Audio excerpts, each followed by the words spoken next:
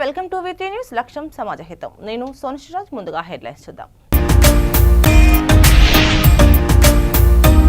వనదేవతలకు తొలి మొక్కు సమర్పించిన రేవంత్ ఫ్యామిలీ. తులాభారంలో మనవడితో కలిసి నిలువెత్తు బంగారం సమర్పణ.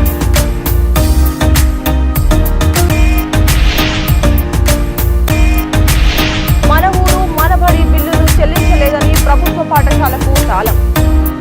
బిల్లులు చెల్లించాలని ప్రభుత్వాన్ని డిమాండ్ చేసిన కాంట్రాక్టర్ సురేష్.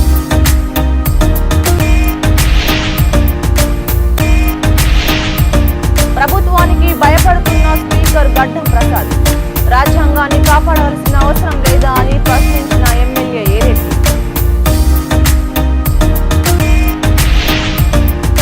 టీఆర్ఎస్ గడ్డల్ని కూల్చేయమంటూ హింసను ప్రోత్సహిస్తున్న రేవంత్ రెడ్డి. టీఆర్ఎస్ బలోపేతాన్ని చూసి ఓర్వలేక రేవంత్ రెడ్డి నోటికి వచ్చినట్లు మాట్లాడుతున్నారు. ఇక డీటెయిల్స్ చూస్తే మేడారం సమ్మక్క సారకులకు సీఎం రేవంత్ రెడ్డి కుటుంబ సభ్యులతో కలిసి తొలి మొక్కును సమర్పించారు. అంతకుముందు మంత్రులతో కలిసి పైలాన్ను ఆవిష్కరించిన సీఎం ఆధునీకరించిన గద్దెల ప్రాంగణాన్ని ప్రారంభించారు. వనదేవతలకు మనవడితో కలిసి తులాభారంలో నిలువెత్తు బంగారాన్ని సమర్పించారు. ఆయనతో పాటు డిప్యూటీ సీఎం బట్టి, మంత్రులు పొంగులేటి, సీతక్క, ఉత్తమ్, వాకిటి శ్రీహరి, సురేఖ తదితరులు ఉన్నారు.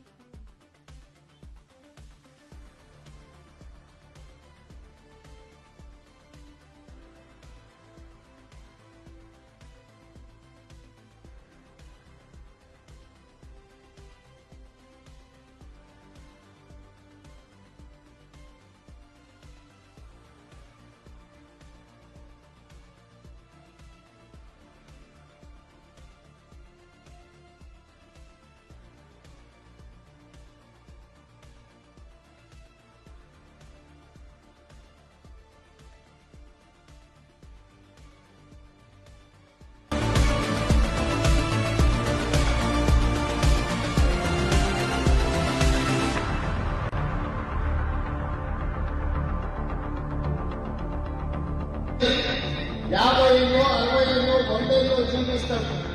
కానీ అతను మరణించిన రోజు అతని కుటుంబ సభ్యులు కానీ, అతనికి తెలిసిన వాళ్ళు కానీ, అతని జీవిత కాలంలో ఏవైనా ప్రజలకు ఉపయోగపడే పని చేసి దాన్ని వెనుదేసి తీసుకుంటే చాలా మంది జీవితాలలో శూన్యం కనిపిస్తుంది. కానీ నాకు ఒకవేళ ఏ రోజైనా మరణం అంటూ వస్తే ఆ రోజు వెనక్కి వెళ్ళి చూసుకున్నప్పుడు సమ్మక్క సారలమ్మ జాతరకు అద్భుతమైన ఏర్పాటు చేసి గిరిజనులకి కాదు, గిరిజనుల సోదరులకు కూడా ఒక మంచి పుణ్యక్షేత్రాన్ని అందించాలన్న సంతృప్తి పెరుగుతుంది. ఇది అరుదైన అవకాశం. అందరూ కూడా మిమ్మల్ని అందరినీ మమ్మల్ని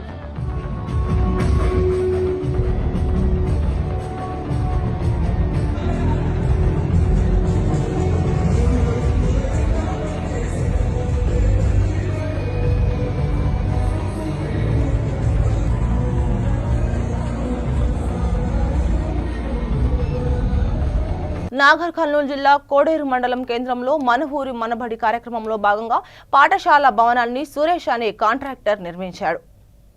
భవనం నిర్మించి 2 ఏళ్లు గడుస్తున్నా ప్రభుత్వం బిల్లు కూడా విడుదల చేయలేదని పాఠశాల భవనానికి సురేష్ తాళం వేశాడు. లక్షలాది రూపాయలకు వడ్డీలు కట్టలేక ఇబ్బంది పడుతున్నామని, ప్రభుత్వం కాంట్రాక్టర్లను వేధిస్తోందని, ఇప్పటికైనా తమ బిల్లులు చెల్లించాలని ప్రభుత్వాన్ని కాంట్రాక్టర్ సురేష్ డిమాండ్ చేశారు.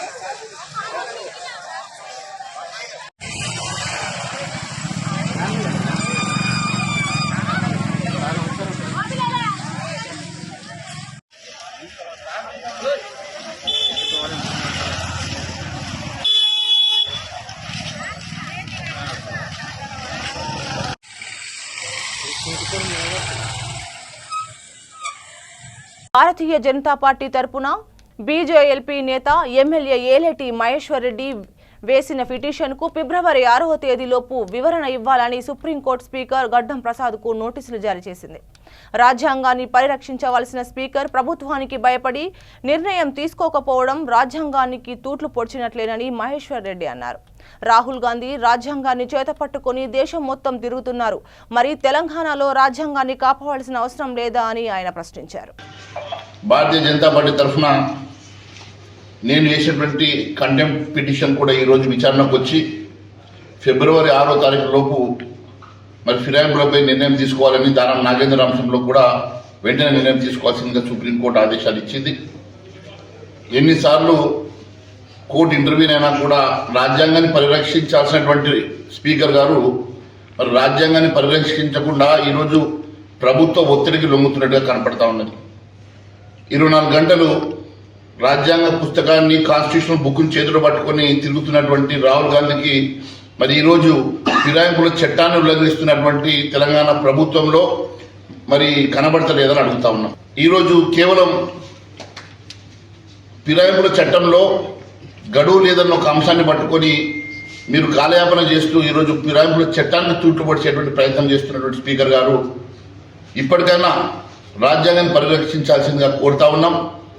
మరి ప్రభుత్వ ఒత్తిడికి లొంగొద్దని చెప్పి మిమ్మల్ని సూచిస్తా ఉన్నాం. అంతేకాకుండా రాహుల్ గాంధీ గారి ఈ తెలంగాణ రాష్ట్రంలో కాంగ్రెస్ ప్రభుత్వం అది రాజ్యాంగం చేతిలో పట్టుకొని తిరిగేటువంటి రాహుల్ గాంధీకి ఈరోజు తెలంగాణ రాష్ట్రంలో జరుగుతున్నటువంటి ఈ చట్టానికి తూట్లు పడవడం కనబడతలేదా? మరి దాని రాహుల్ గాంధీ ఎందుకు స్పందిస్తలేదని చెప్పి మేము ప్రశ్నిస్తా ఉన్నాం.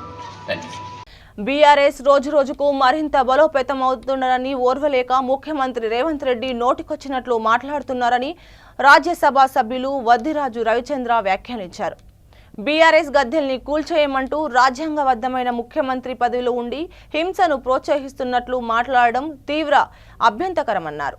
ఎంపీ రవిచంద్ర కొత్తగూడెం తెలంగాణ భవన్లో బీఆర్ఎస్ జిల్లా అధ్యక్షులు రేగా కాంతారావు, మాజీ మంత్రి వనమ వెంకటేశ్వరరావులతో కలిసి కాంగ్రెస్ ప్రభుత్వం ప్రజలకు పడిన బకాయిల కార్డులను, పార్టీ మున్సిపల్ ఎన్నికల స్టిక్కర్లను విడుదల చేశారు.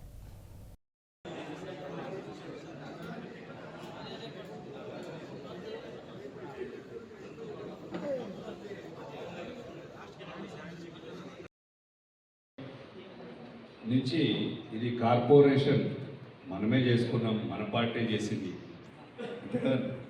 మనమే చేసుకున్నాం. దీన్ని గొప్పగా 60 డివిజన్లు కొంతమంది ఎలక్షన్లు వస్తాయని, కొంతమంది వచ్చినాయని మేము భావిస్తున్నాం, మన పార్టీ భావిస్తుంది. ఎప్పుడు ఎలక్షన్ వచ్చినా, ఏ రోజు ఎలక్షన్ వచ్చినా బీఆర్ఎస్ పార్టీ సిద్ధంగా ఉంటుంది. కొంతమంది ఏమో కోర్టులో రేపు ఉంది, 21వ తారీఖు ఉంది, 27వ తారీఖు ఉంది, ఏదో జరుగుతుంది అంటారు. అది జరగకపోని, స్టే రాకపోని బీఆర్ఎస్ పార్టీ ఎప్పుడు ఎలక్షన్ వచ్చినా సిద్ధంగా ఉంటుంది. దాన్ని ఖచ్చితంగా మనం పోరాడతాం. దాంట్లో భాగంగానే మొన్న ఒక మీటింగ్ చేసుకున్నాం. కాంతారావు గారు, వనమ గారు, నేను కలిసి ఈ నియోజకవర్గంలో ఇప్పుడున్నటువంటి 60 డివిజన్లలో ఎలక్షన్ ప్రక్రియ స్టార్ట్ అయింది అనే దానికి నిదర్శనం ఏంటంటే 60 డివిజన్లలో ఎలక్షన్ జరిగితే 60 డివిజన్లలో కూడా పోటీ ఎక్కువనే ఉంది. ఒక్కొక్క డివిజన్లో 2, 3, ఒక్కో దాంట్లో 4, 5 కూడా గట్టిగా మన పార్టీలో కొత్తగా వచ్చేవాళ్ళు, రాజకీయాలకు వచ్చేవాళ్ళు కూడా ఉత్సాహంతో ఉన్నారు. మేము బీఆర్ఎస్ పార్టీ సభ్యత్వం తీసుకుంటాం, మేము పోటీ చేస్తాం, కష్టపడతాం, డబ్బులు కూడా మేమే ఖర్చు పెట్టుకుంటామన్నా మాకు టికెట్ ఇవ్వండి చాలు, మేము కారు గుర్తుపై పోటీ చేయాలని ఉంది. ఖచ్చితంగా బీఆర్ఎస్ పార్టీని అధికారంలో మళ్ళీ తెచ్చుకునేదాకా పోరాడతాం, ఈసారి కార్పొరేషన్ కొడతామన్నా అని ఉత్సాహంతో వనమ గారి దగ్గరికి, కాంతారావు గారి దగ్గరికి, కొన్ని మున్సిపల్స్తో పాటు ఇక్కడ ఉన్నటువంటి కార్పొరేషన్ కూడా ఎన్నిక రాబోతుంది. దానికి బీఆర్ఎస్ పార్టీ ఎప్పుడు ఎలక్షన్ వచ్చినా, ఎలాంటి ఎలక్షన్ వచ్చినా సంసిద్ధంగా ఉన్నటువంటి పార్టీ బీఆర్ఎస్ పార్టీ. 60 డివిజన్లలో జరగబోతున్నటువంటి ఎన్నిక మా జిల్లా అధ్యక్షులు రేగా కాంతారావు గారు, ఈ కాన్స్టిట్యున్సీ ఇన్ఛార్జ్ మాజీ మంత్రివర్యులు వనమ వెంకటేశ్వర గారు, ఈ కాన్స్టిట్యున్సీకి సమన్వయంగా వీరిద్దరు ఇక్కడ ఉన్నటువంటి అందరి మధ్యలో నేను వచ్చినటువంటి ఈ ఇన్ఛార్జిగా ఈ 60 డివిజన్లలో ఎలక్షన్ ఫిబ్రవరి 2వ వారంలో జరుగుతుందని తెలిసింది. ఇది అందరికీ తెలిసిన విషయమే. ఆ ఎలక్షన్స్ జరిగే 60 డివిజన్లలో మా బ్రహ్మాండమైన నాయకత్వం, యువత ముందుకొస్తుంది. ఒక్కొక్క డివిజన్లో 4-5 పోటీ పడుతున్నారు. ఖచ్చితంగా మేము యువతను ప్రోత్సహిస్తాం, కొత్త వాళ్ళని కూడా తీసుకొని ముందుకెళ్తాం. బ్రహ్మాండంగా ఈ వచ్చే ఎలక్షన్లో ఇక్కడ బీఆర్ఎస్ పార్టీ కొత్తగూడెం కార్పొరేషన్ని కైవసం చేసుకుంటుందని ఖచ్చితంగా ముందుకెళ్తున్నాం. మేము ఎలాంటి ఇబ్బందులు లేకుండా, అరమరికలు లేకుండా సమన్వయంతో ముందుకెళ్తున్నాం. మా పార్టీ మీరు రోజు చూస్తున్నారు. ఇక్కడ ఖచ్చితంగా మా పార్టీలో రోజు జాయినింగ్స్ కానీ, కార్యకర్తలు వచ్చి పనిచేయడాలు కానీ మా పార్టీ కార్యక్రమం స్టార్ట్ అయినాయి. రేపటి నుంచి ప్రతి డివిజన్లలో మేము ముగ్గురం, కాంతారావు అన్న, నేను, ఇక్కడ ఉన్నటువంటి వర్మ గారు కానీ, ఇంతకుముందు ఉన్నటువంటి ఆ మేయర్ సీతాలక్ష్మి గారు, ఎక్కడెక్కడ మా ప్రజాప్రతినిధులు ముందున్నారో యాక్టివ్గా ఉండే చురుకైన కార్యకర్తలు అందరూ కూడా పక్కన ఉన్నటువంటి గ్రామ పంచాయతీ, ఇక్కడ ఎలక్షన్ లేని వాళ్ళు ఈ నియోజకవర్గాలు కానీ అన్న పక్కన ఉన్నటువంటి పిన్నపాక నుంచి కానీ అందరినీ తెచ్చుకొని ప్రతి డివిజన్ నుంచి కూడా కొంతమంది ఇన్ఛార్జ్ తీసుకొని కష్టపడతాం. ఈ 20 రోజులు 25 రోజులు కట్టే కష్టపడతాం. ఒక రచయిత డాక్టర్ వెలమల సీమన్నకు లోక్ నాయక్ సాహిత్య పురస్కారం దక్కింది. వివిధ రంగాల్లో సేవలందిస్తున్న వారికి లోక్ నాయక్ ఫౌండేషన్ ఆధ్వర్యంలో విశాఖలో ప్రతిభా పురస్కారాలు అందించారు. ఈ నేపథ్యంలో సీమన్నకు 2 లక్షల నగదు ప్రశంసాపత్రం అందజేశారు. లోక్ నాయక్ ఫౌండేషన్ జీవన సాఫల్య పురస్కారాల కింద 1 లక్ష చొప్పున నగదు పురస్కారాలను తానా ప్రపంచ సాహిత్య వేదిక వ్యవస్థాపకులు doctor Thotakura Prasad, central London deputy mayor Aryan Uduru Areti, Henry port విశిష్ట వైద్య పురస్కార గ్రహీత డాక్టర్ వేములపల్లి రాఘవేంద్ర చౌదరి, ప్రపంచ ప్రఖ్యాత క్యాన్సర్ వ్యాధి నిపుణులు దత్తాత్రేయుడుకు అందజేశారు.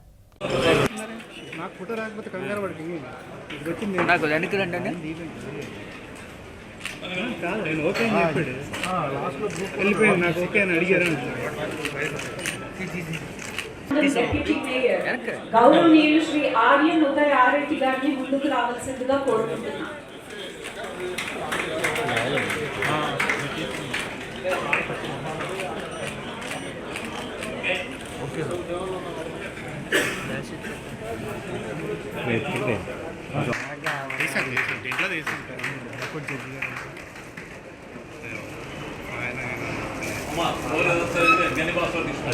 ప్రపంచ ప్రఖ్యాత క్యాన్సర్ నిపుణులు డాక్టర్ నోరి దత్తాత్రేయ గారి జీవన సాఫల్య పురస్కారాన్ని డాక్టర్ గన్ని భాస్కర్ రావు గారిని స్వీకరించవలసిందిగా కోరుకుంటున్నాను.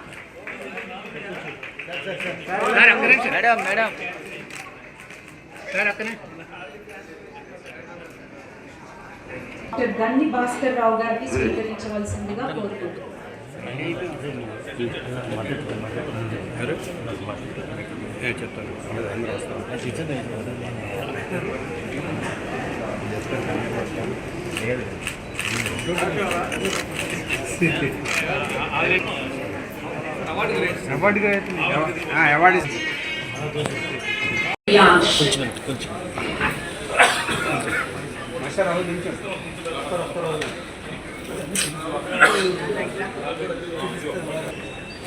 సార్ కొద్ది క్లోజ్ రండి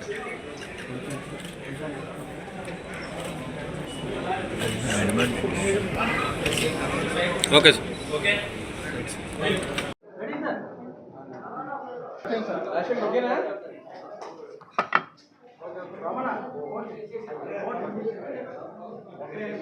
అండి ఓకేనా?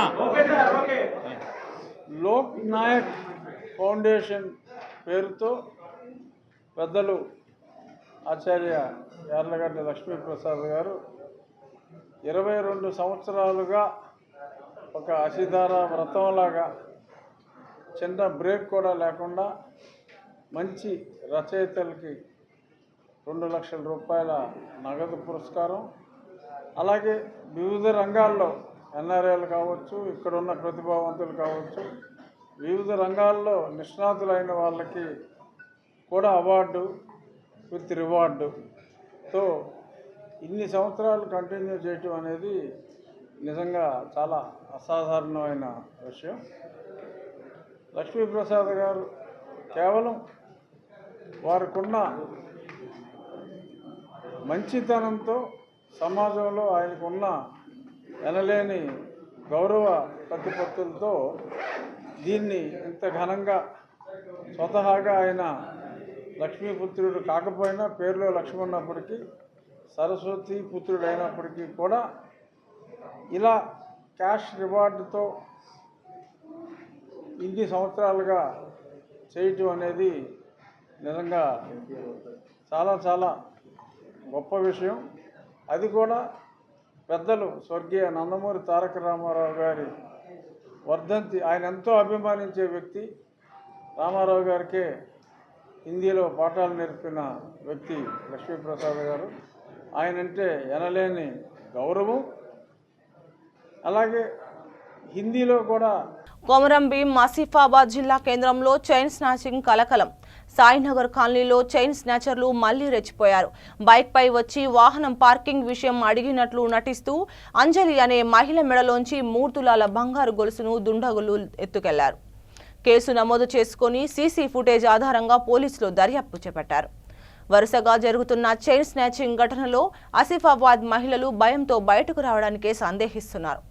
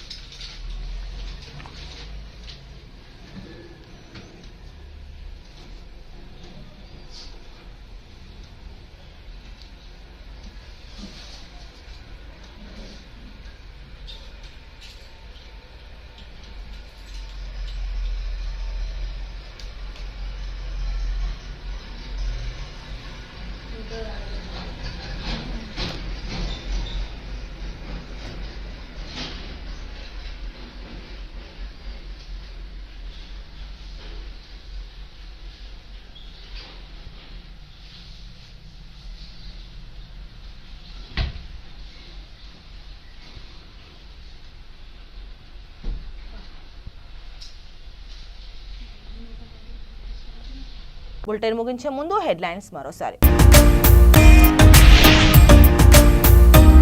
వనదేవతలకు తొలి మొక్కు సమర్పించిన రేవంత్ ఫ్యామిలీ. తులాభారంలో మనవడితో కలిసి నిలువెత్తు బంగారం సమర్పణ.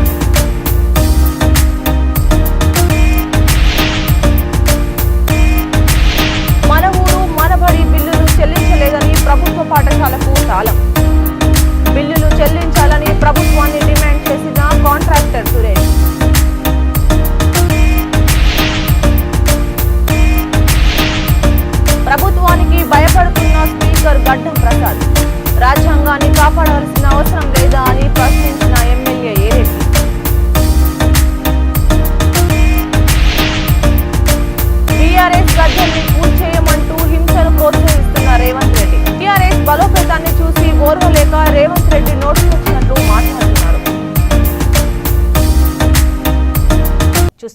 టీవీ 3 న్యూస్ లక్ష్యం సమాజహితం.